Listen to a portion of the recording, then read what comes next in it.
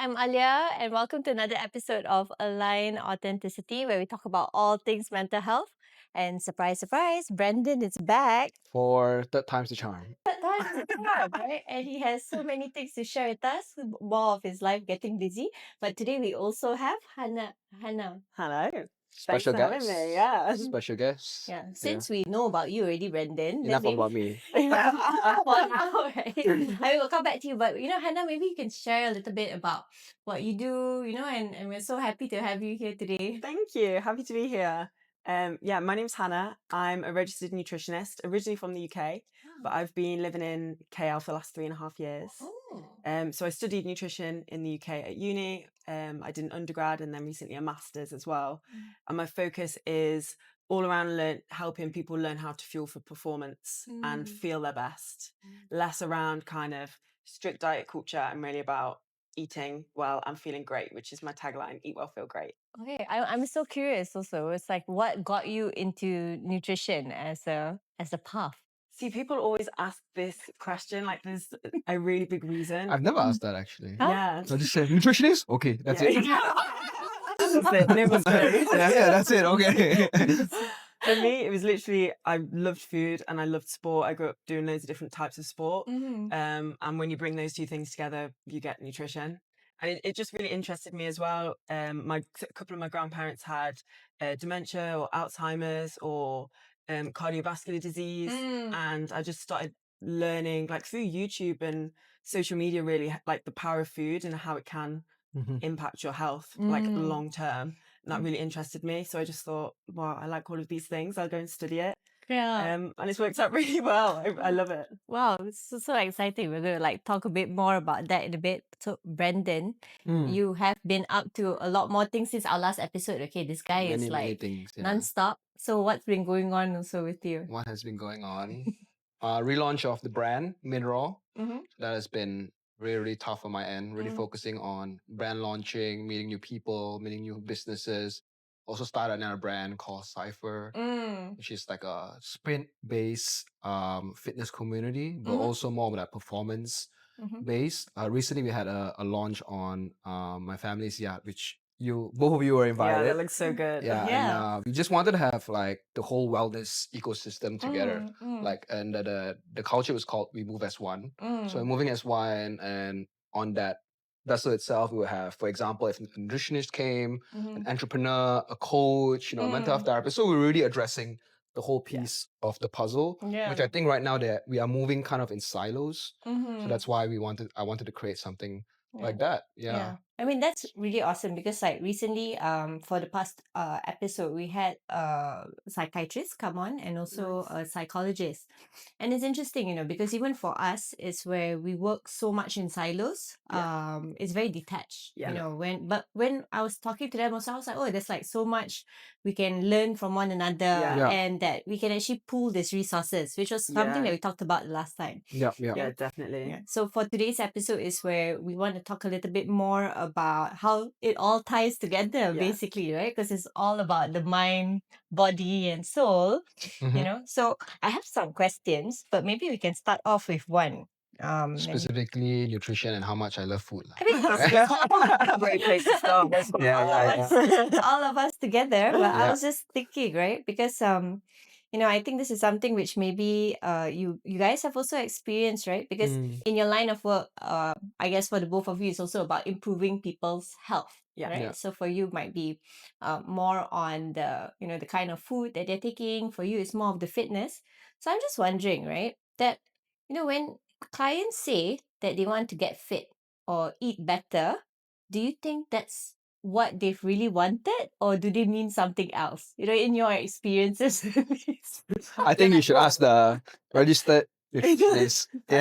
Yeah, it's always something else. Okay. It's like a big part of my job, which I've learned through experience rather than the formal education side of things, is there is always something deeper.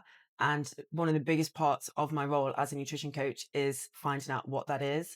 It always stems from something deeper. It's never just, I want to lose weight. There's always a reason behind it. And it's finding out what that is, why that is, what motivates them. And maybe it's a positive motivator, maybe it's a negative motivator. almost helping the client discover that as well, because they might not necessarily have realized it. Right. Obviously, we all want to look good. Just human nature, it's a part of society. We all want to look good and feel good, but everyone's motivator is very individual, I think, and we really have to tap into that at the start of the process to then make progress on nutrition, which is really, I would say nutrition is a symptom of like what's going on inside. Nutrition isn't the core thing, it's just the symptom. I guess with that, because what's your process like? You know, like what does that look like from the start till you're like digging deeper? Yeah. Yeah. I think it's tough because at the end of the day, I'm a registered nutritionist, so it's not my job to help with the inside emotions necessarily. Like a lot of that does go outside my scope, and I'm very like in tune with that. And if I do think there's something that I can't help with, I'll always recommend that a client sees a mental health professional alongside, whether it's for something stemming from trauma or disordered eating. Right. That's something that I'm not qualified to help with, and I always want to help rather than harm. But on my end, the start of the process is when clients come on board a nutrition program, there's always a client intake form which asks about their habits, their eating habits, their relationship with food, their sleeping habits, what foods they like, what foods they dislike, because so much goes into nutrition. It's very hard to separate nutrition from fitness, or especially emotion and the mental health side of things. Oh, so that's quite similar to how even mental health professionals work. Like whether it's a psychologist or psychiatrist, and even for counselors, is where we have that client intake piece. Yeah. And it's similar in the sense that we only find out later on what maybe some more of those issues are, but at the start we have there's some information collected. So Brandon, like for you though, has that also been an experience, as in, you know, a client come to tell you, oh, I want to lose weight, and then you're like, oh, maybe this is something more. I think for my end, I always caveat that one, I'm not a mental health practitioner. Number two, I'm not a nutritionist. So I always give that caveat, and what works for me may not work for them. So I always refer to, let's say if I know Hannah, when people ask me, I'll probably refer them to her. And then if someone need a therapist, I'll probably refer them to you. But I always come down to what I went through when I was younger. So I had a eating disorder when I was younger. So that was really life changing for me.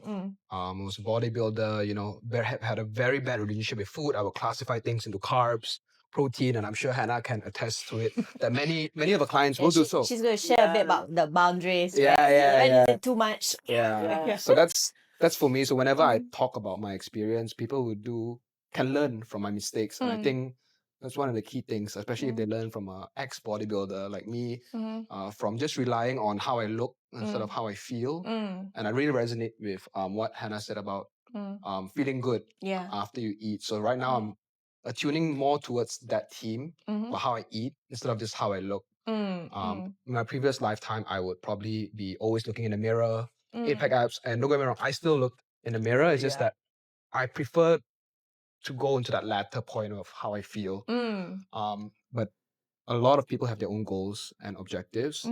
So I can't be telling a bodybuilder who's competing in a show in a month time to eat how you feel, because it's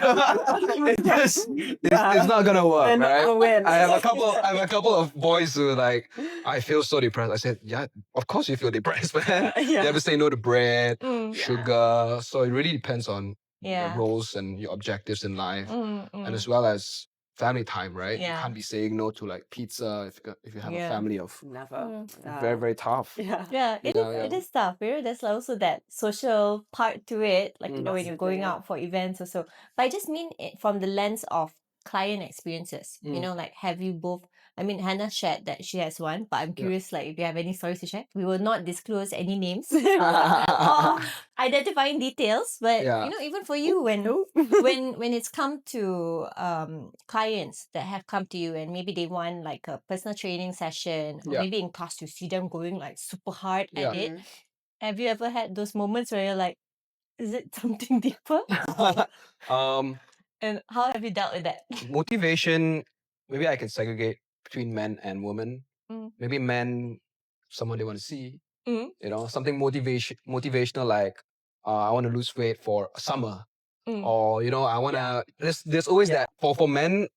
You will kind of tell. You can kind of observe, especially for among me and my boys. We always see what you want to cut, especially in the UK or like outside where there's like 4 seasons. Right. Usually it's like winter is like you can cover up quite a fair bit. You cannot see anything. Winter's more forgiving. Yeah.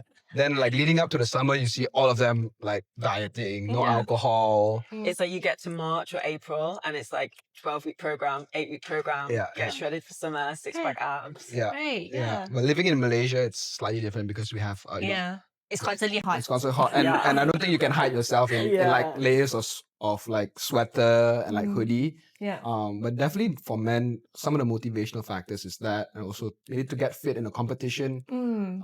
I would say like, and maybe Hannah can confirm this, is like definitely you have to have your nutrition slightly more on point. The quality of the food, perhaps also I would say to come into play. You can't be eating McDonald's carbs because I cannot digest it very well as I grow older.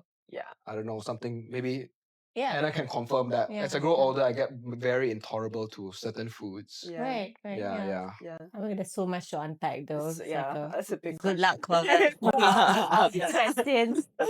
So So I guess from one part of it, like when you were mentioning about those different seasons, right? And it's a very real thing also when it comes to dieting, right? Like whether it's for competition or maybe there's a certain event or so.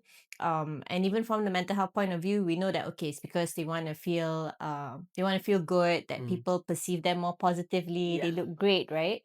But what have you seen in reality or in practice when people are having this dieting? Like how does it impact maybe the gut, the brain? It impacts everything. Like I said Or just before. not good news. impacts everything. Everything. Okay. Like a lot of how our body works is based on hormones. Everything comes back to hormones or the central nerve. And like nutrition is no different. So for example, like 90% of serotonin, I believe, is made in the gut. Okay. Which is crazy because we associate serotonin, our happy hormone, mental wellness and happiness, which we think is like a brain thing. But actually 90% of that happy hormone is made in our guts, which means if we're eating to fuel our body and to feed our gut and to keep our gut happy, then that is one of the strongest connections we can have to a thing, which is really interesting. And like to build a healthy gut, the best way to do that is to eat a variety of plants. So probably the opposite of a bodybuilder diet, which as far as I know is pretty strict, right? It's pretty limited, focusing on the macros. Whereas, like I said, to build a healthy gut, it's about eating the rainbow, eating lots of different colors, lots of different plants, lots of variety, switching up your carbohydrate sources, the same thing. Lots of herbs and spices. So Malaysian cuisine's amazing for that. Yeah, but it's also interesting you mentioned that because I've seen documentaries and you see some of the best athletes, they are vegetarian, right? Or they practice veganism. So what say you for bodybuilder and the meat stereotype? Veganism. No, but I mean in practice, have you like noticed when they're shifting maybe in terms of how they're like carb loading or and what it does to their performance in terms of fitness? I prefer much more, when I was younger, I prefer much more of a higher fat.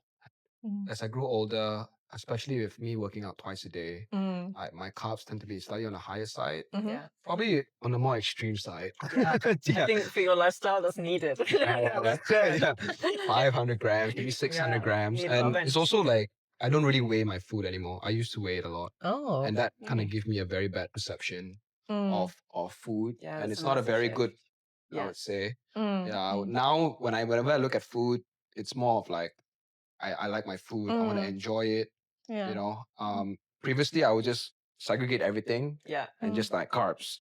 How much grams? Protein, I need like 300 grams. So like I'm like a robot, I'm just looking at the food and like deciding what I want. But definitely, I would say food definitely plays a big part in my mental health. So last time I would used to go fasting. When I went through a deep phase of my in bodybuilding prep, I would not eat anything for 3 days. And I would starve myself and then just get very, very hungry, and I would eat about 20,000 calories a day. Oh my I'll God. binge eat and I'll purge. Yeah. it's really, really, I had a very bad perception of food. You know, Yeah, I yeah. used to say no to like gummy bears and all those stuff. And then once I'm breaking my cycle, it's that fasting cycle, I would binge a lot on like sugary fruit Yeah. foods, and I would love Sounds it. like a Or love-hate nothing. kind Yeah, of yeah, yeah. relationship, right? It's really, really Soothing. bad, and like Yeah. sometimes you don't want to go out because my face like coming out like that, right? Yeah. You can tell, like, you know, I have a lot Yeah. of sugars Right. overloaded on like foods like that. Yeah. But I can also say like maybe a couple of guys who also have this kind of perception of food, especially in the bodybuilding Yeah. phase. Yeah, yeah. But in situations like that, there is a reason why when you restrict so hard, you then go and binge and purge. Like, it's because you have literally starved yourself and your body is like, oh my gosh, please no, feed It's me. like release from jail, you know? First thing you're gonna go for, Yeah, yeah. it's human nature. Like, Mm. It is. I think it's a big thing to demonize cravings as well. I hear that a lot. Like, when people join my nutrition programs, they say, I want to learn how to control things. And a lot of the time, it's because they're not giving their body enough of what it needs. So we particularly see it with carbohydrates, probably similar to you, like craving those sweet foods. Yeah. When you've restricted so heavily on carbohydrates, which Yeah. is our body's main source of fuel, your body literally needs that to like stay alive and to function and to think and breathe and move. So that is why you get those cravings, because it's your body actually telling you what it needs. It's not like Wow. low Never willpower, really thought which of that. is Yeah. what we tend to see it as. Yeah. It's actually no, it's what you need. Yeah. I think sometimes you also don't really know until you try it because I have this one friend of mine who's vegan. I was so surprised because before she was so into meats and stuff. So I thought I'd try the pescatarian diet and I tried it for I think a couple of months and the first 2 weeks were horrible, right? It's like Yeah. flushing things out. Yeah. But Toilet a lot, toilet. Yeah. oh, it was like it was crazy. Like we don't need to share that experience. But what happened after that? You know, because when I was when I exercise and whatnot, I just felt much more mobile and my moods were actually more stable. You know, so it wasn't that I was completely cutting out meat per se because you're still having fish Yeah. and you're still having seafood, but cutting out the beef and the lamb at that time, you know, it made such a difference because I didn't feel as sluggish. Yeah. And like before, because I always thought it was the carbs, you Yeah. know, when those things happen, then I cut the carbs by half, and I'm still like, why am I still feeling so sleepy? And yeah, especially at work or so. But once I switched to that diet for a while, that just didn't happen anymore. Wow. Which is why I was wondering, is it because of meats per se? You know, like it can because it takes longer to break Yeah. down, or what are your thoughts? Yeah, so meat is predominantly protein, and protein is the slowest digesting nutrient in the body. So carbs can start digesting immediately. Carbohydrate digestion starts in the mouth, whereas protein, so your meats, they take 4 to 6 hours to digest. And they also stay in your stomach for the longest. So that's why it can be good for bodybuilding and fat loss diets, because it stays in your stomach, so it keeps you fuller for longer. But that could be why you were feeling heavier and quite full if you're having a lot of meat.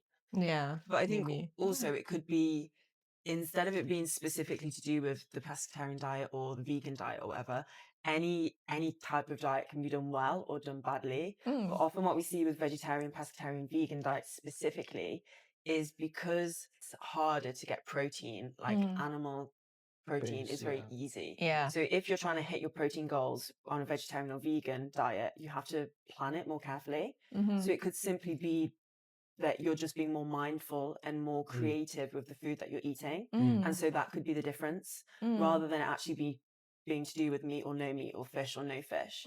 It could just be you're thinking about your meals more and Right. you're being more mindful. So I'm it not could sure be that about that element. though, because when I switched back to meat, I had the same problem. Okay. I love steak too much. Yeah. How about the Yeah. quality of the meat? Play a big part? Um, Organic, non-organic? Wagyu. Wagyu. Wagyu. Eating Wagyu Yeah. every day. Yeah, yeah. Because Malaysia's quality of, I wouldn't say it's the most quality one as well, right? No. Right. I Yeah. think it does matter, Yeah. but in my opinion, it's like probably number 20 or below on the things to care about. Like if you're eating a balanced diet and you've got veggies and colour and you've got a balance of carbs, fats, proteins, that matters way more than meat is But organic. if you got all of that sorted out, Yeah. then you can think about then quality of meats, exactly, right? yeah. Then you Mm. look towards the small things like Okay, that. okay. So there are Absolutely. things, Right. maybe Hannah, there's some things that you need to prioritize on. Yeah. And once you get that, your house in order, then there Yeah. are a couple of other things. Then you can add Yeah, Then in you can add on. stuff, Yeah, then you can be a superhero. Yeah. You care about the environment. Status, Yeah, exactly. yeah, yeah. Exactly. So when clients come in also, I'm curious for the both of you, and they tell you that they wanna feel good, right? What does that look like as in practice or maybe certain behaviors? What have you seen in your experience? Feel good. Mm. I always prioritize movement Mhm. first. Mhm. A couple of things is movement for sure. Mhm. Sunlight, the Mhm. circadian rhythm, Mm. plays a big part. When I Mm. when I wake up, I get exposed to Yeah. sunlight. Nutritionist food, for sure. Although sometimes I may not eat the most nutritionist food, the best to my ability, Yeah. I would say. I like the 80-20 Yeah, rule. I'm a big fan of Yeah, that. 80-20 rule, I'm okay. Also, I try not to fast too much now. Okay. So, also going back to your point where how do you make someone feel good? I wouldn't call them my clients because I have no clients. No, I So guess more of yeah. like, or at least even the ones that go for your classes, Yeah. or maybe even in the run clubs, right? That you do. It's like when they say feeling good, right? Because people have different meanings to that. So Yeah. what have you seen as the common things that for them, like like what does it show up as for them to be feeling good? Socially, Not just in how they're yeah. behaving, you know, or I- so. I think the biggest thing that I see taking a no stress approach to Right. health as in general and Okay. nutrition especially. Mhm. Like I think they come to me as a nutritionist and I want to be healthy and they think I'm going to give them a checklist of like 20 things to do a day and it's going to be really strict and I'm going to tell them exactly what to eat and what they have to cut out.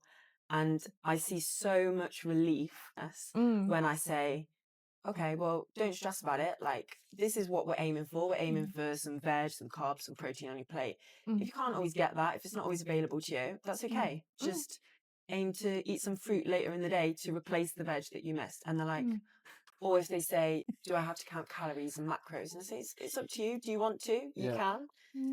But also you don't have to. We can approach it a different way. And they're like, oh my gosh, thank you so much. Yeah. Like no one's ever said that's possible to me before. Yeah. And it's just, it really is relief. And that's, I think, where the feeling good comes from. Yeah, that's awesome. Because like for me, when it comes to clients, we're feeling good to them. Like when they come, of course, they never come when they're feeling positive, like Yeah. that's for sure.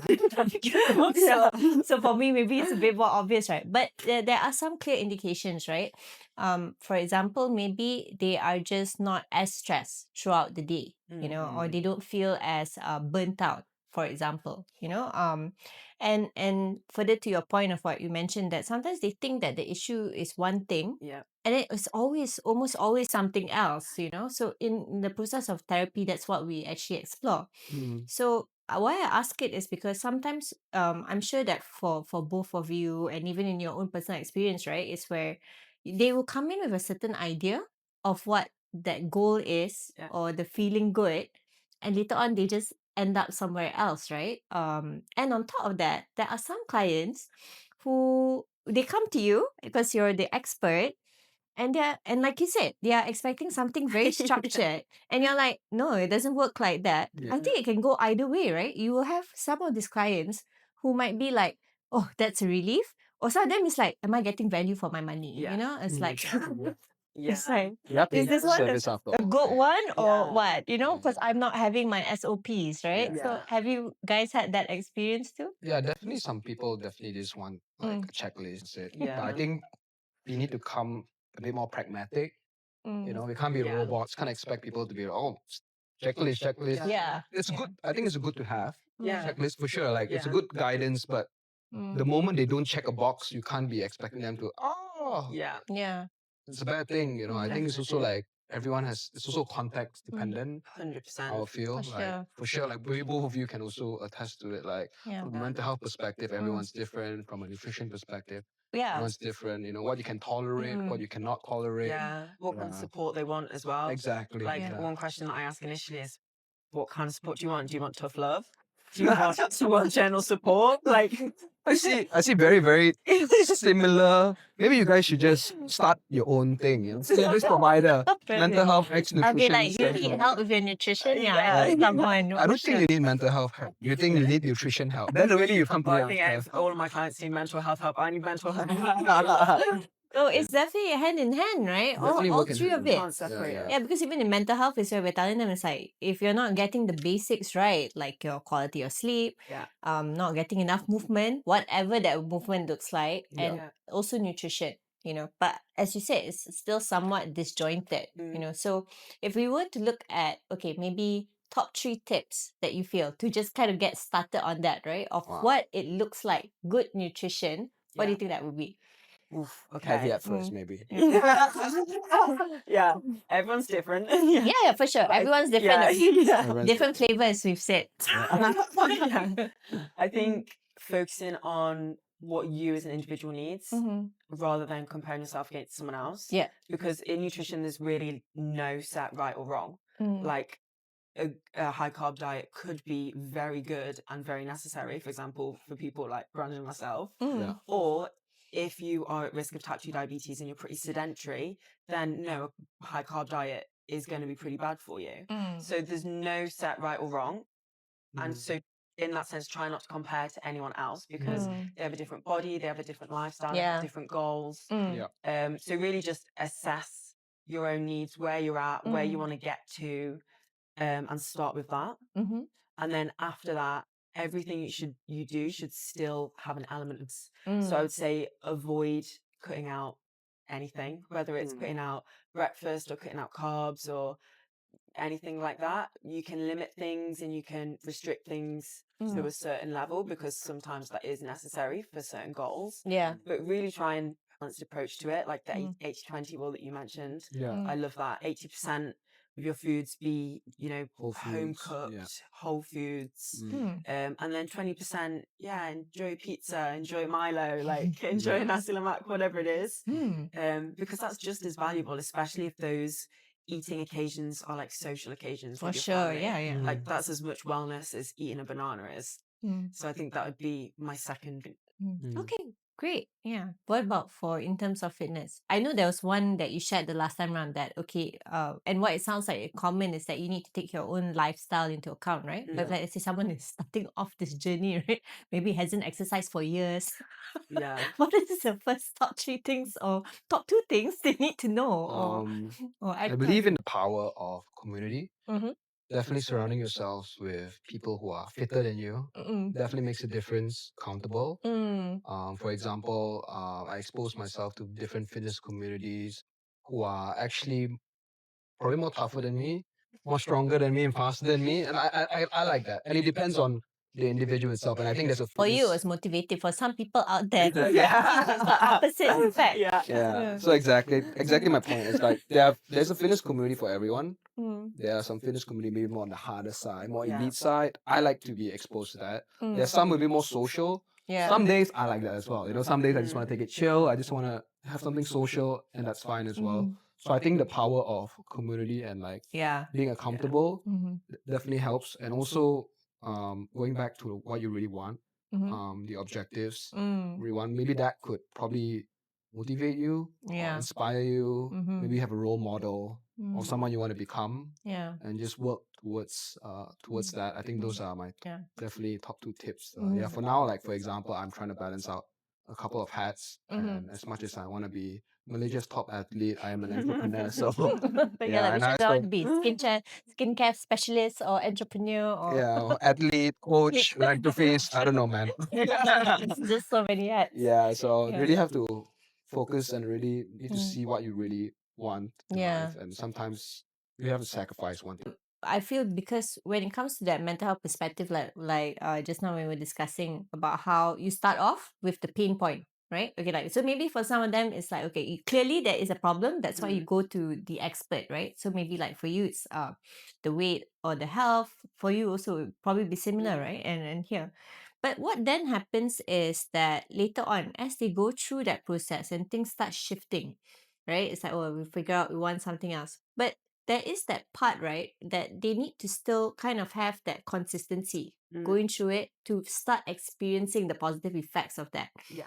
You know, so when it comes to nutrition or even fitness, right, I think getting to that sweet spot of that consistency, even in mental health, is the same, right? We can tell them all of these tips, we can tell them all of the ways to do it, but what has you found has helped them kind of like still stay true to that path, you know, and eventually find, okay, that sweet spot and, you know, live and feel good after that.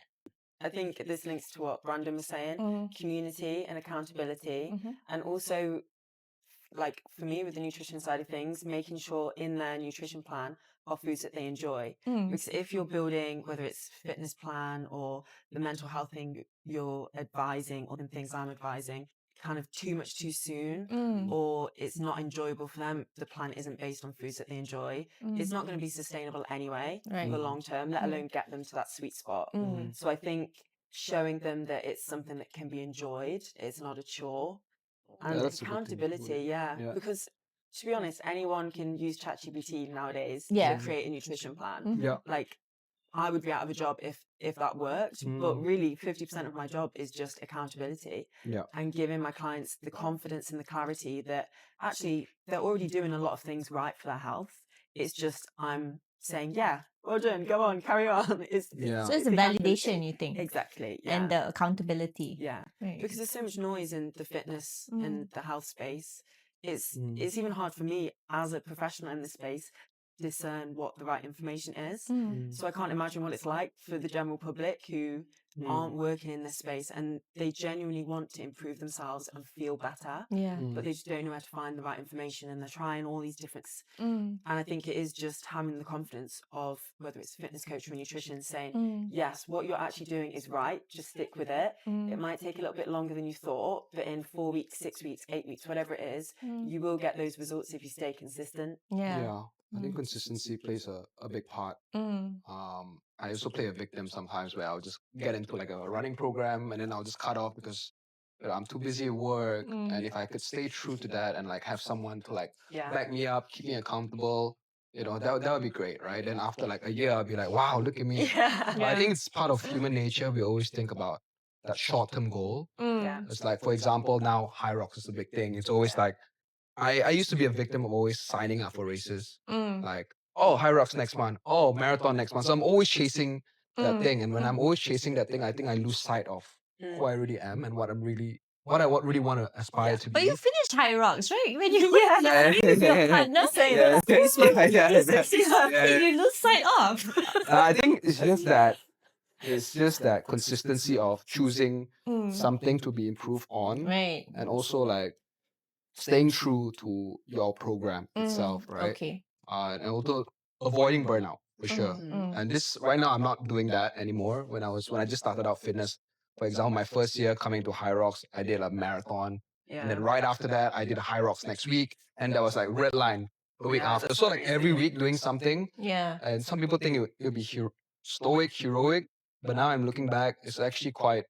It's not a smart idea. Because you would have had to make adjustments, right? Even in terms of your fitness. Yeah, and stress levels as well. I think a big part of that is the autonomic nervous system. So I went for like a checkup recently in this wellness space. He checked I'm always on fight or flight mode.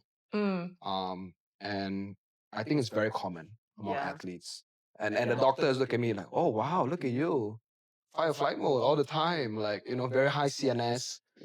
Now he's like prescribing me to like ashwagandha, so all these supplements to come along with.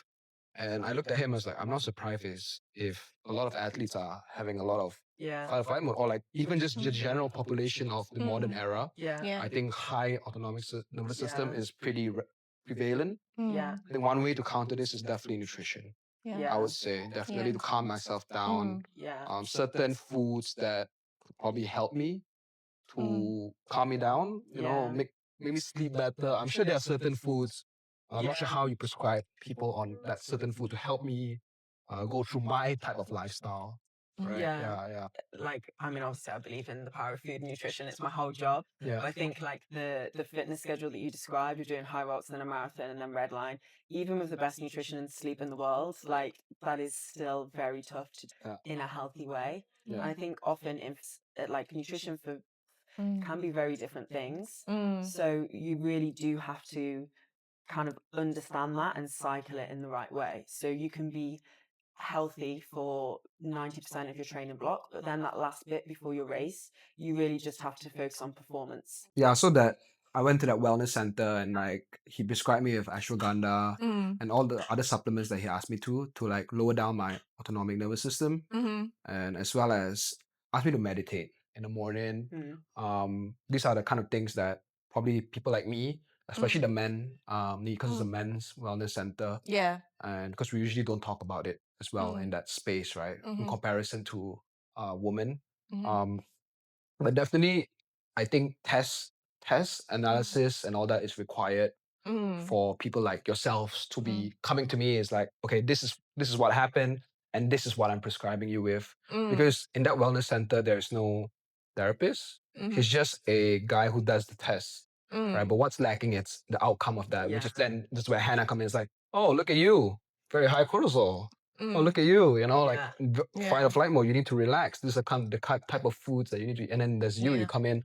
What happened? Yeah, because Trauma's high. Yeah. Yeah. You know, when we talk about stress or trauma, and that's something which even in the workshops that I run, right, it's about how different people, they might have different levels of cortisol, but overall, if cortisol is on, it will affect everything else because your body gets all this inflammation. That's why we talk about stress management, right? But from a nutrition point of view, also, what have you seen to be the effects of maybe like high cortisol or cortisol in general? Yeah, definitely. So if cortisol is high, that actually stimulates ghrelin, which is your hunger appetite hormone that increases your appetite. So if you're stressed with work or whatever it is, and you notice, oh, I'm fancying a cookie or I'm like craving those higher salt, higher sugar foods, it's probably a result of your high stress. And whether that actually translates into a greater caloric intake. Yeah. Sometimes it will, sometimes it won't. But I think that's why awareness of these things is so important. Because for my clients, if I can teach them, or if you have a poor night's sleep or you're stressed with work, that increases your cortisol, the next day you're likely to. So even if they can just stop and notice that and say, okay, I really want a cookie with my coffee right now. Why is that? Am I more stressed? Did I sleep poorly? Just asking yourself these questions, I think, is so valuable. And then even if they decide, oh, do you know what? No, I do actually just want that cookie with my coffee. Like we said, it's the 80-20 rule. That's just part of the 20%. It's a good thought process, Yeah, actually. but Maybe it's I should just- ask that. Am I stressed or do I want that cookie? No, but it's also about the biological one, like as in the craving itself, but it also is emotional, right? Because when we were much younger as kids, sometimes if you're like upset, people tend to give Yes. you sweet stuff, right? It's a Say, bad "It's reward, okay, right? Yeah. you know, like Yeah. just calm Yeah. down." So Or, I was a fat "Oh, kid, so actually. we could have it wired in. Yeah. And do you know what? Interestingly, I read a study very recently which showed that when you eat high sugar, high salt, high fat foods, it actually reduces your cortisol level. So it might not just be that we crave these things due to higher cortisol, higher appetite.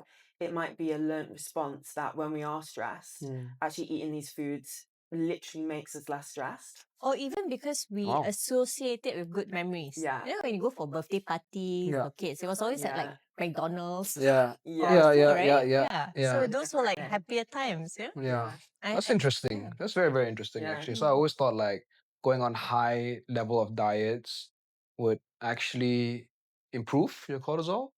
Does that decrease your cortisol? So much related to it. It's Mm. and this is why it's hard to do involved. It's very hard to Mm. isolate everything and say this causes high cortisol, this decreases cortisol, Yeah. because human beings, our lifestyle have Yeah. so many influences. Yeah.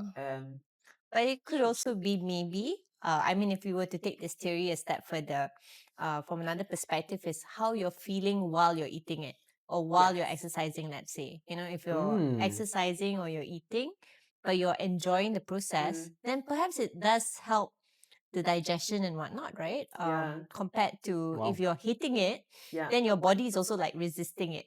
Yeah. What do you guys think? Yeah, I think so. Like mindful eating is a big one. If Mindful you're eating. if you're eating whilst watching the TV or scrolling on your phone, there's research that says you can eat between 10 to 25% more calories, and not just in that meal, but actually the meals later in the day as well. Yeah. So first thing in the morning, you wake up and you have your breakfast. Whilst you're likely to eat more in your breakfast, but also snack and eat more during the day. And because you were saying that you include foods that they enjoy, you know, Yes. so maybe that is part of it. It's the whole experience, right? For it, yeah. Yeah, definitely. Yeah, I mean, watching a couple of movies, for example, at cinema, I could eat a popcorn. Yeah. I could That's finish a 2 great hot example. dogs. I could finish, like literally, my pants would be so disgusting, right? It's mechanical. Yeah. In comparison to Having a good time. in comparison to, for example, maybe having a date with a beautiful lady in front of me, I eat very slow, you know. You know, it's like I have a fork and a knife and eating that fish, and that's about what 500 calories in That's a comparison different to. kind of mindfulness. Overcautious. Thing to impress. Yeah, no, but I think it's Hannah raised a very important point about mindful eating for sure. Yeah. But is that something you also encourage? Like enjoy the process of 100%. eating, you know? Yeah. Savor it. It's all about a sustainable lifestyle. Like I always say to my clients, my programs are a minimum 3 months. The 3 months is not you do 3 months and then you achieve your goal at the end. The 3 months is you learn how to achieve your goal yourself. So it's in that time I guide you, give you the build a healthy, sustainable lifestyle that you enjoy. So it literally is different for everyone. Like I never prescribe people what to eat. I never say eat this amount of chicken, this amount of rice, this amount of broccoli. I'd be terrible as a nutritionist for bodybuilders. Yeah. It's always like, Yeah. okay, what do you fancy eating this week? And my client last week said to me, oh, I really fancy like a wine and cheese board. And I was like, okay, this is a tough one. Wow. Let's make it work. Like, let's just make sure we've got carbs, fats, protein, veg. Like, can you add some apple slices and some grapes to the cheese board? Have a glass of wine. Also, have some water. Like, we'll make it work. You've got to enjoy your life. Like, you've got to enjoy your food. You've got to enjoy your exercise. Else you'll never stick to it. That's true. And every 3 months you go back to stage one. Like I think, or every New Year's, every January the 1st, you make your New Year's resolutions. You never stick to them. You're back there the next year. It's like the gym membership to get in For sure. January and then we just don't go until the end of the Sustainability year. plays a big part, I would say, for sure. Yeah. Like, why have you stuck with the sports and this that you do? Is it like because you enjoy it, or what's guided you on that? Yeah. I mean, the sports that I chosen is because one example is when I was younger, I was in bodybuilding. Then I moved towards that marathon. My first ever marathon was in Singapore. So that was my first ever brain fart and brain shift that, wow, I'm actually, how can one run a marathon? 42 kilometers, and I was a bodybuilder, so I was running like that. I've never run a 5, so I just ran for the full marathon. I'm the type of guy. So I just ran through that, obviously without sufficient training. You're gonna bonk, right? So I ran really quick for the first 10 and then suffered for quite long. Yeah. So that's on the 32K, I remember just stopping before that Benjamin Shears Bridge in Singapore. That's the most famous bridge in Singapore in the Famous for you marathon. now because Yeah. you're like, is this done yet? Associating in mental health, we call it like, Yeah. associating with a terrible experience. Yeah. That it sticks in your mind longer. Until like I wanted to give up and I saw this guy with one leg, he had a prosthetic leg on his right, he just dashed past me and that's when I told myself like, I'm a fucking loser. So I feel, I bet regularly, like a mum with pushing a pushchair exactly. speed past me and I'm like, how are you faster than me? Yeah. So that's when I told myself, wow, I gotta finish it. And ever since then, I think I've transitioned more towards that. How you look to how you feel, kind of performance nature. And I think it's very easy to fall into the trap of how you look. But I think the feeling of it, the performance of it, not necessarily a numbers game, but the joy you have and the struggles as well. I really like the struggles. I like talking about it. I don't know. It just gives me the adrenaline just talking about it. Like Hannah is also like does a lot of high rocks, and she's like, well, she's got a good score as well. Like you should ask her. She should be a trainer. Yeah. But she definitely can share a thing or two about the struggles of becoming an athlete. of Yeah. competing in high rocks and surrounding yourself with people who make you feel better. Because not every day you feel good, right? Yeah. And That's that's the hard part of becoming successful, honestly, because you're doing same things over and over again, Yeah. day in, day out, Mm. and sometimes you just feel like shit. Yeah. Yeah. I just feel like shit some days, but just gotta do it. But some days I feel happy. Well, I'm speeding, I'm really go hammering the workouts, and you just really have to keep going. I would say, yeah. Yeah. I'm sure in line your work, maybe you can share a thing or two about sometimes Well, for sure. client Yeah. privilege for sure. Yeah. Yeah, I mean the emotions are temporary, but I always say this about emotions, right? Is that sometimes instead of us avoiding it, it's good to look at it as cues. So for example, on the bad days, well, can you just tell yourself to stop feeling it? You can't, right? You will still feel it. Yeah. So you might as well just, okay, I feel it. And in that moment, I feel that it's also a reminder of, or at least it brings you back. Like when you're talking about bringing you back to yourself, it's like because you get so busy chasing something that you're like, okay, what do I need right now? That's good for my soul, that's good for my mind or so. And it could just even be like a rest day, like so. I mean, personally, for me, I hit that point also. I mean, we have some similarities in terms of being the entrepreneur and, you're always shifting gears, Yeah. Yeah. right? We're Yeah, always lots of shifting different gears. Mentally, and sometimes, okay, it's Yeah. not always possible to get in that diet or the exercise. Yeah. And there are some days where you're just like, everything seems to be going well, but you're just not feeling 100%. Yeah. Yeah. So during some of those days when it's that I'm more compassionate and kind to myself, as cliche as it sounds, and I'm like, perhaps today is the day for Netflix on the couch. There's nothing really urgent. Yeah. It's okay. And I take that day, but I make sure that when I'm doing it, I don't give myself that guilt. Like I used to before. I would feel like I need to be productive all the time. If I stop now, why am I stopping now? Because, you're making such good progress. But I realize sometimes that the rest is also good, and telling my brain that, you deserve it because you Yeah. have been working as hard, right? Yeah. And the machine also can't go 24/7. Yeah. So it's okay to take that pause. Right? Yeah. You'll get back to it tomorrow. Yeah. And, That's I, an and I interesting feel so point. much happier, the Yeah. next day, because I feel like, But for you both, what has helped you maybe when you're in that spot, right? It's very Yeah. human, okay? There's nothing Yeah. there's nothing bad about it. Yeah. I can definitely relate to this. So this was something I sought therapy and counselling sessions for at the start of last year.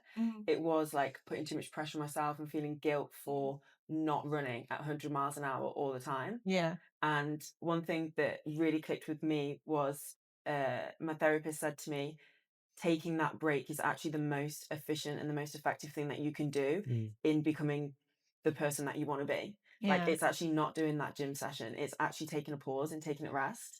Your goal is what you say it is.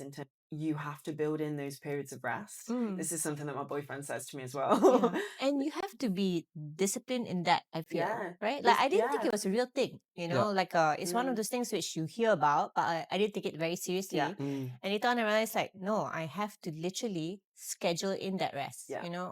when I can. Like let's say if I know I have a busy season, I have to schedule at least 1 or 2 days there that I can totally decompress, Yeah. no touch days, and then I can get back to it. Yeah, because it really makes a difference. Otherwise, with the way our lifestyles are so hectic, no Yeah. such thing. Yeah. There's no It rest gets days. lost. Yeah. Yeah. Yeah. I think that for me, definitely rest is Mm. very alien to me. Mm. I am a freak of nature. I just don't like resting. I used to did a lot of a charity. I went through a very bad incident 2 years ago where I lost someone really close to me, and then I decided to that's why I jump on all the competitions, right? I did things for charity, and I will run 80, 100 kilometers for individuals who need the resources and funds. And I really do not want to rest. And I think I still do not want to rest. But I've been seeing a therapist lately as well, and I think Has she commented on this? she thinks I'm crazy. Good start. Yeah, But I think she needs to go for therapy after that. Yeah. But definitely, I need to be considering the factor of resting for sure. Just like going to that wellness center, telling me that I have that high fight or flight mode. But I need to find ways that I can recover myself and rest, because I think rest for everyone is a bit different. I'm not sure about you guys. For me, rest, I prefer going to a lake and a beach and just relaxing. That's when the weight on my shoulders drop down. If I'm still at home, just resting, watching Netflix, I still have a lot of machines around me. And machines for me, right now, it's the one that causing me a lot of stress. Machines meaning Like your phones. right. If I need to get away from that for a moment, maybe like a couple of days, a yoga retreat, maybe something like that in Bali, like a silent one, that probably will Yeah. work out for me in regards to like fully resting. I do take like rest days from gym and all that, but I think to fully be able to like rest, I think I need something like a retreat. I think there's a gap right now in the current space that we are living. There's very less. It's always about competitions and all this. But what about full rest, like Yeah. recovery, Yeah. like conversations without phones, for example? You know, these kind of things that I actually am looking into. To how can we really recover even better, like eating proper foods. Maybe Hannah could build like a platter for us, you know, that can help you recover, and you can have some form of group therapy session with some sound bath. That would be very interesting, right? I would honestly really enjoy that. Journaling, right? Let's find out why does Brandon not want rest. Yeah. We'll ask Yeah. a deeper question. Yeah. So that's my definition of like recovery. What are you guys? How about you guys? What's your definition of recovery? So I think that's interesting. So I think if I went to like a silent retreat like that and scares me, it's like it almost feels like too much too soon. I think I need a It's baby no step. joke, okay? Yeah. I've heard about it. It's I like need a 10 baby days, you have step. no phone, Yeah. and you can't even talk to anyone. I know. That's one of the things. Wow. And if you ask to leave, they'll be like, "You're not done I know. with the days yet."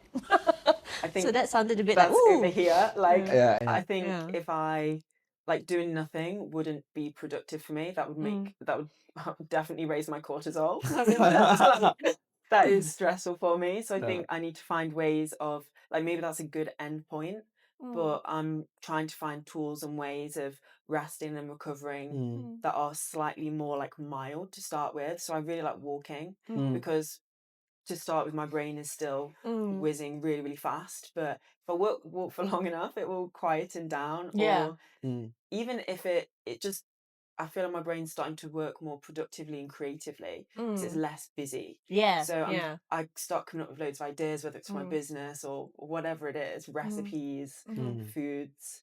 So yeah, walking for me or swimming even at a very low intensity without the intention, it's just movement. Wow. I think that gentle movement for me helps So she me frames to it at the slow start lah. down. She frames it at the start, right? Yeah. Which is great. Because what's also interesting about this 10 silent days retreat, right, is that everyone will go through that process first. That you feel like, oh, it's too overwhelming. Part of the process, apparently, is that you break down in that time, and then you are like, okay, I'm okay. You know, because you have accepted the worst feeling or you have been through those worst feelings. And they find that it's interesting because when you focus in on that, you lean into it instead of run away from it and you have no choice already, you go through it faster and you're actually a lot calmer after that. You know, it's because two of people I know who have went, they had the same experience, you know. So what sounds extreme to us may not be that extreme. Yeah. But you know, when you're talking about how, all right, you know, you build up slowly and you're playing it, are these similar to what you used to do as a child for fun or play? Yeah, actually. Because I used to do loads of sports since I was younger. And I always really enjoyed it, like team sports, running around, like not with the intention of getting fitter. Like I've only had that intention for the last, but just like running around, like kicking a ball or playing rounders or whatever it is. Yeah, that's actually really accurate. Yeah. What about for you when you were a kid? When I was a kid, Yeah, were you always like on the go? I would say I just really like running around, honestly. Yeah, I didn't have the intention of training like Hannah until like a couple of years ago. For sure. Never really improved my performance. I No, never but as looked at in fitness. general, your busyness, you know, my and busyness. like, Yeah. did you manage to rest and play a lot as a kid? Yeah. I think I was just resting a lot when I was a kid. So it's the opposite. Yeah. That's why also one thing that my therapist opened up to me is like that's why I'm always pushing a lot right now, because when I was younger, I was a rebel, you know, rested a lot and never done sports day, you know, Oh, really? was a fat kid, traumatized, bullied. So that's why she said like, this is why you are actually fighting with your 14-year-old self, 13-year-old self. Because so when she put me in that room, she opened up to me and like she was like, I went in to improve my performance, right? What came out of that was I went there to heal, you know? So that healing is definitely still in the process. Like she put me in there with my 14-year-old self. She said like, your 14-year-old self you are competing with your 14-year-old self. You are getting pressured by him because he was bullied. You know, it's a psychotherapy technique that she did on me. And then so I had goosebumps, you know. So he said, sit down next to your 14-year-old self, speak to him. How do you feel? So she asked me to speak to him. So I said, fuck you. I said, fuck you to the 14-year-old self. You're doing very great right now. And then we switch roles. The 14-year-old self starts talking to his 28-year-old. So yeah, that's my form of why I'm so. I guess I was just finding ways. Why am I like this? Why am I so into like performance right now? Why am I pushing myself to the limit? And she says, I'm pressured by my younger self. So that was That's very eye interesting. opening. Yeah, very eye opening. Yeah, because we are, I believe, our experiences are made by our traumas, our past selves. You know, I'm sure like a lot of people don't understand that, don't have that form of self awareness. But I'm glad that I'm able to tap into all these resources, people like nutritionists and mental health therapists to like really gain knowledge about myself, one, but also to like my surroundings, the environment. Yeah. I think those are things are all very, very important. Yeah. It is really important.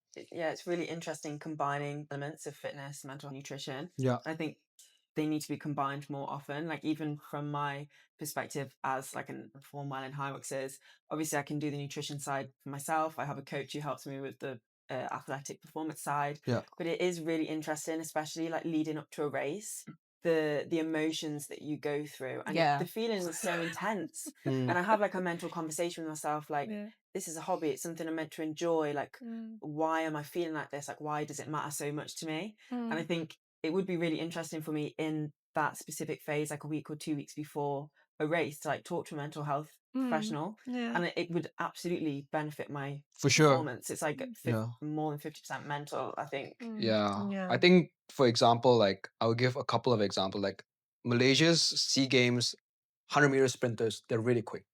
They're really quick. They can do it off the bat really fast. But why is it that before a competition, like during that competition, they fall out? Why is it during like a SEA Game qualifier that Malaysia is not able to succeed? Interesting. That's a very important thing that I was like, what's happening? You guys are so good. Yeah. Like playing games with your mates, like they're so quick. But what happens during the game itself? So I think these are the kind of things that the mental health therapist is able to benefit the society to like improve like performance. For sure. Not just about healing, but how can you really allow that individual to be in that mindset? It's like, I'm a winner. I want to win. Because nothing can break me. So if you can put that into that athlete, put into Hannah, Hannah's gonna win all high rocks, you know? Definitely, yeah. Well, it's interesting you mentioned because at least for therapy or so, is where for sports they actually use quite a lot of CBT, which is the cognitive behavioral therapy. So they will actually look at those thought patterns that the athlete has, and then they will see like, okay, which part of it is not really working as well, and it's been shown to actually increase performance. But that's also why it's one of the much more popular ones, as in that CBT, therapy method. Yeah, It's because one of the most intense one as well. I think. because they use it in sports, Yeah. even organizational settings. Yeah. I find it interesting as well when you watch the Olympics or CrossFit Games or whatever, you see a lot of the top athletes talking to themselves before they start. I find that interesting as well. I'd love to know more about that. Like, is it positive affirmation? Is it I some of it is positive affirmations, and some depending on what is just kind of working for them, right? And so like you said, it's like, oh, why do I care so much? And then I feel this anxiety. The anxiety is there because you care that much, because you're worried that it might fail or so. So what I would do in therapy also is we reframe it, and we reframe it in a way that we say that, okay, because you care so much, right? Instead of thinking too much about the you focus more on the process.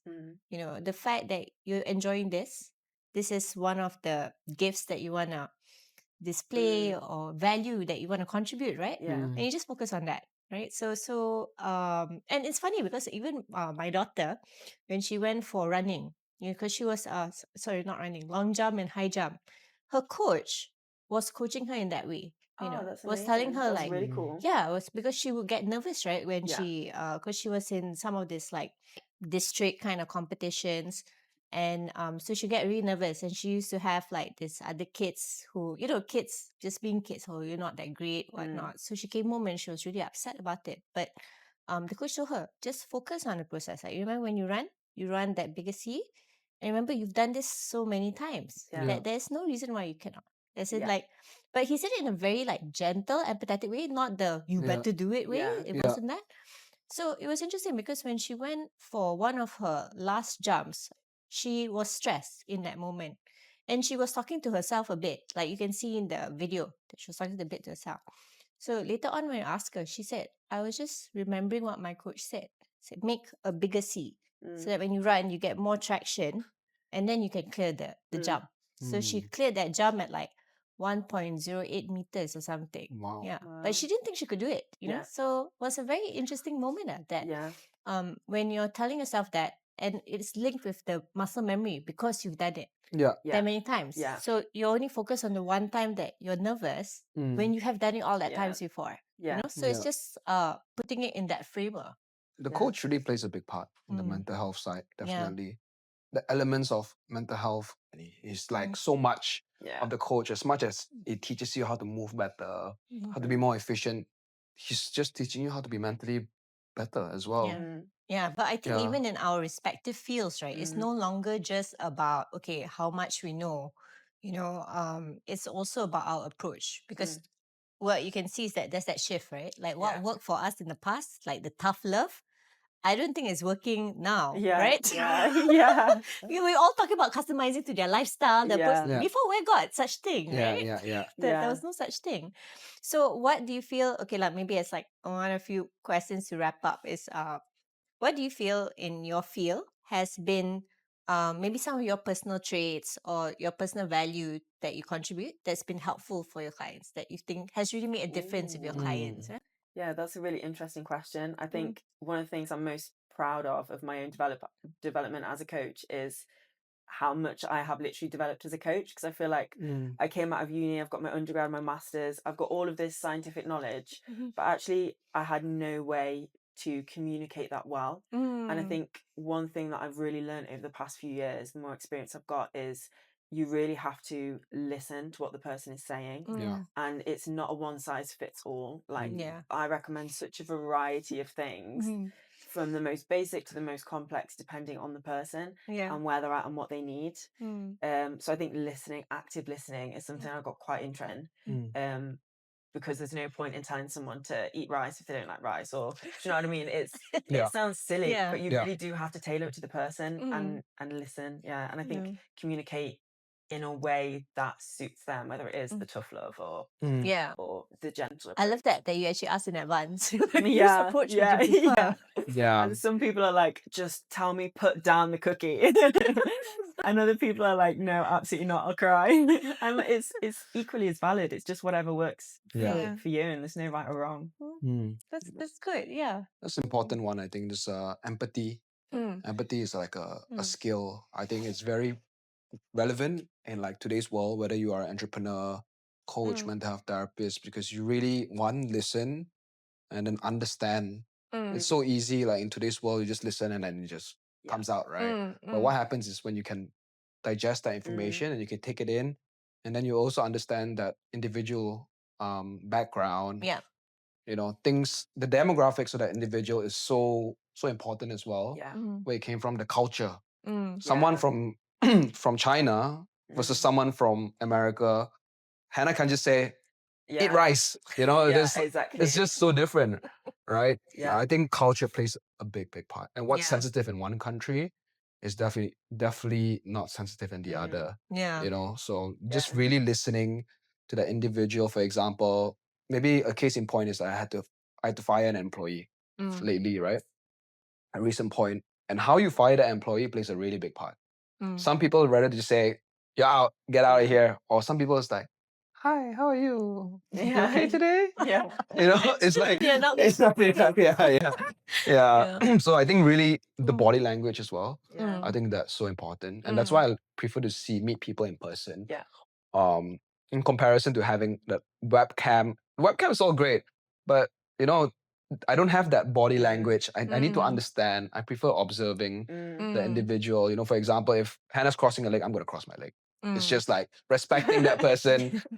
You know. There's So also a mirror, you know, when you're mirroring, it's like you're more likely to feel comfortable with that yeah, person. Ah, yeah, interesting. yeah. So like there's a whole science behind Yeah. body language.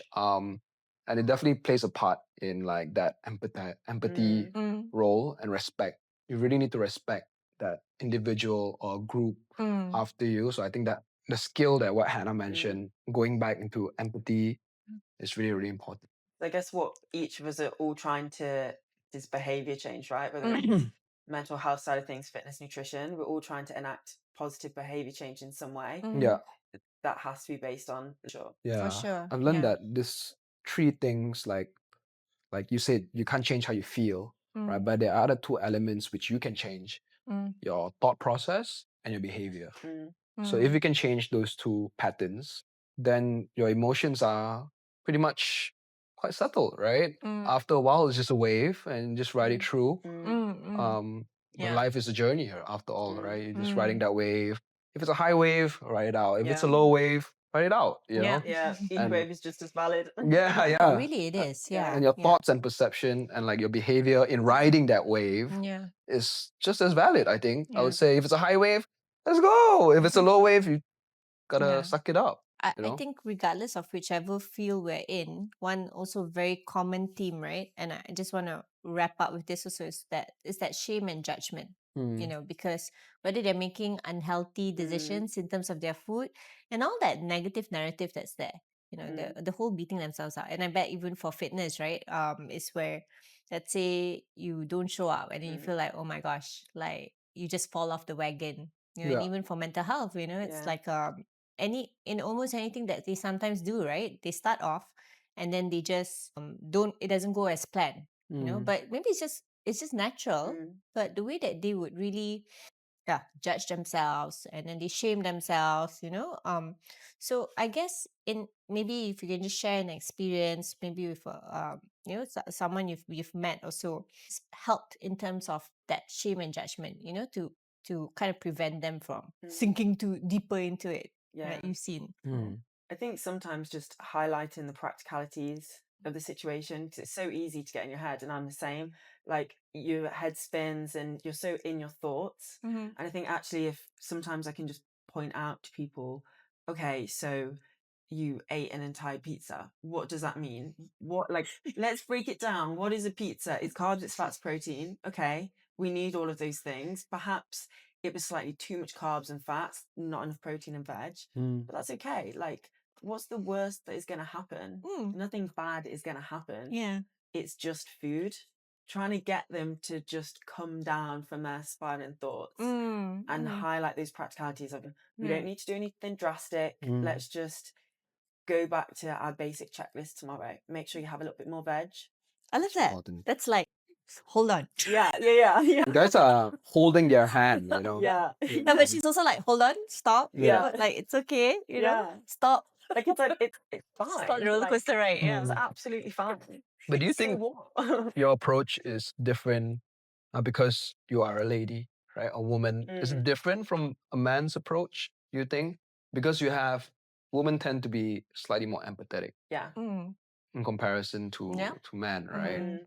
So what are your thoughts on that? Yeah, I think that does help. Yeah. I would say from analysing myself, I have quite a lot of male traits as well in comparison, like more so than other females. But I think in the way that I coach, but then I'd say being quite practical, that's usually a male, I believe. So I think if you can combine those, there's a sweet spot. Yeah. Okay. That makes sense because when you're coaching, you are nurturing, right? Yeah. So that is more of the feminine trait, right? Because you have to sweetly guide them. Yeah. No, but sometimes when you're like, hey, get it together. Yeah. That's That more of the balance. firmness, right? The masculine It's trait. nurturing based on fact. Yeah, nurturing based on But you do facts. have to be very flexible in Yeah. using that. Yeah. Mm. So interesting. So what about for you? Any sharings about Mm. what we just discussed too? Yeah. More on the stress side, is it? Mm. I think being vulnerable, Mm-hmm. sharing my vulnerabilities Mm-hmm. as a man, especially coming from a man So that's towards helped other with the people. shame and judgment part. Like Yeah, sometimes when you felt that. for sure. I Okay. think that helps Mm. a lot. Sorry, shame and judgment in other people, right? Mm. Helping them calm that Yeah. down. Mm. Yeah, I think sharing my parts of what happened when I was younger really allow them to just like, oh, you know what? My life's not so bad after all. You know? Yeah. Yeah. And I'm very, very open, I would say, Mm. about my vulnerabilities nowadays. I Yeah. think it's a very good thing for me because I'm really embracing who I am through my struggles, what I went through. And so I can live a happier life and other people don't have to make the same mistakes that I did. Yeah. Yeah, I think that's it's a key thing for me to like inspire others and encourage others and to let them know that you don't have to make like what I did, you don't have to do that anymore. You know, because I already went through it. Don't do a marathon Yeah. untrained, you know? Yeah. Or I guess even if you do that, okay, well, I can relate. Like, Yeah, stuff yeah, like that, exactly. yeah. Yeah. I remember. Yeah, yeah. Until I now. did too, yeah. Yeah. Yeah, that's cool. Yeah, well, it's great because when it comes to shame and judgment, I think those are they are negative motivators. I would say, because it stops people, right? Like as in and I love what you shared because when you are vulnerable and you put it out there, there's nothing for people to shame you with. Yeah, Yeah. literally You're like, nothing. I'm okay. You're naked already, right? You're open all your clothes already. Yeah, you're like, But what? I was gone. vulnerability, Nothing to hide very anymore. important. And then they start. Yeah, Yeah. I noticed that nowadays. Like if I open up, everyone else starts opening up, especially the man. Like, women's already Yeah. more prone to vulnerabilities. You guys have like this social circle that you guys go out on like a dinner or lunch and you guys talk and gossip. For men, well, we do talk about politics and sport and Yeah. sometimes music, but not really about our feelings, our Yeah. behaviors, our thoughts. Yeah. But that's why I feel like the male's mental health is so important. Yeah. They're still very underrepresented also, but that's a topic for another day. Yes. Yeah. We'll discuss so many different things Yeah. today. But yeah, any last words or sharings, that you might want people out there to know, maybe something that they may not be aware of, like what's very popular out there, but actually it's not true. Oh, so many things. Again, that's a whole podcast. Maybe we can like one now as a teaser. filter it out to nutrition, maybe. Yeah. Yeah. Well, if we're talking about myths, that popular things that people follow that aren't great, low carb diets, keto diet, intermittent fasting, any kind of restrictive diet, I would say it's usually based on identity and people chasing something. Maybe you've experienced that as well. Yeah. And just trying to get some control, really. It's actually nothing to do with nutrition at all. Yes. So scrap all that. Don't do that. Eat things that you enjoy. Yeah. Don't change Find your a diet. sustainable approach. Yeah. Awesome. Hey, what about for you for fitness? I think that's nothing much for me to say. I really wanna. Today's agenda is all about nutrition. And Nutrition. Awesome. yeah. Okay. All right. So yeah, maybe we'll need to do another episode after this. Hannah, the next time that you're back in When town. Hannah's Yeah. town.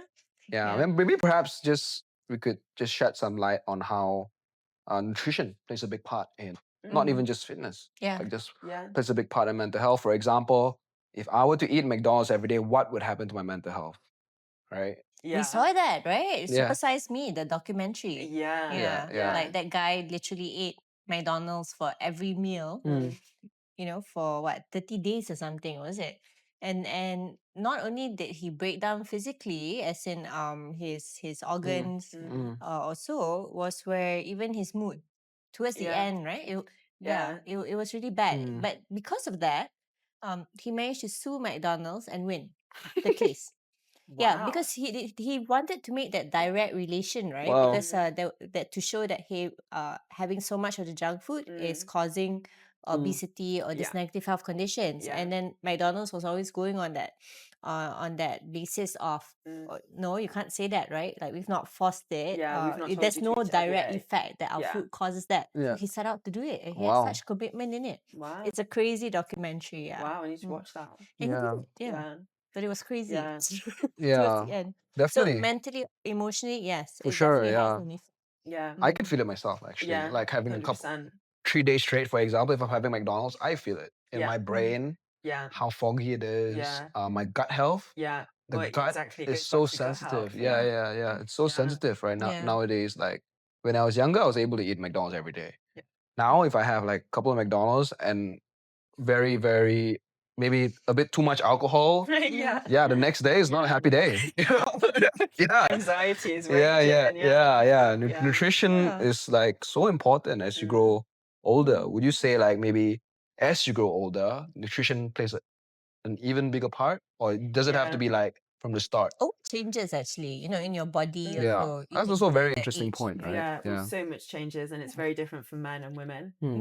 Like we should eat differently. For example, men can get away with doing intermittent fasting, whereas women really shouldn't because our hormonal profiles are very different. Wow. And as we go through the life cycles, it's different as Should well. tell that to my mom. She's always Yeah. intermittent fasting. Oh, really? Yeah. Oh, I'll chat to her. She's ringing the door. Get me on the phone.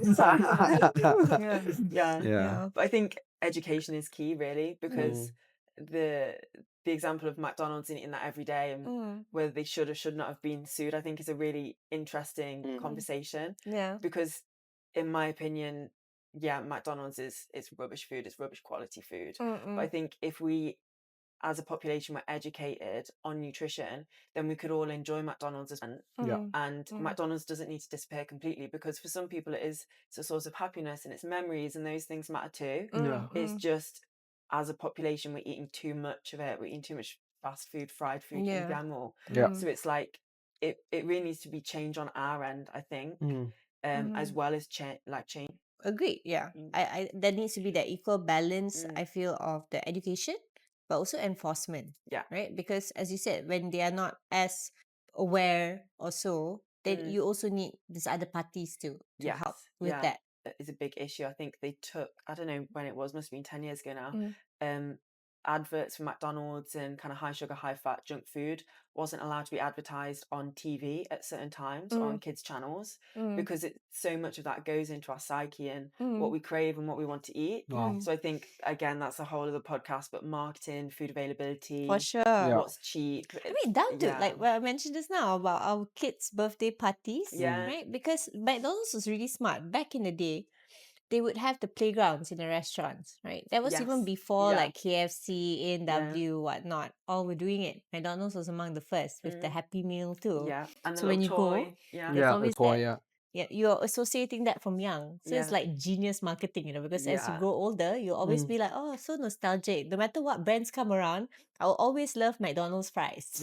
Yeah. For example, Yeah, right? exactly. Yeah. Part of It's that like branding, nostalgia. they do that a lot, very well with their branding. I Very, give it very I give it clever. up to them. Yeah, their marketing department isn't. Yeah. However, there's the other side of the spectrum is obesity rate Yeah. and what happens when you're obese, right? Yeah. When you're obese, things start popping through, Yeah. and that mental side, I think, it's a Yeah. very, very big role.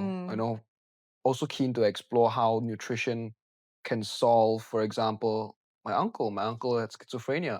Would certain foods help him, prevent him to, Yeah. I'm actually very, very interested in these type of like topics and the causation and the interrelation among like how food can enhance your mental health, but how food can heal. But I suppose, one of the points for that is where when you're talking about fasting, right? Because if you're having that consistent diet and there's no lapses, then there's a higher chance that even the emotions, they don't fluctuate as much, because sometimes there'll be the sugar crash or consistent energy, consistent hormones. Right. It really makes a difference. Yeah. So it could make a difference, especially for people with certain conditions. Yeah. If they especially if you know that okay, they might be lacking certain vitamins or so, then you can adjust your nutrition accordingly, right? Definitely. That could be one. Yeah, but they don't teach you this in school, no?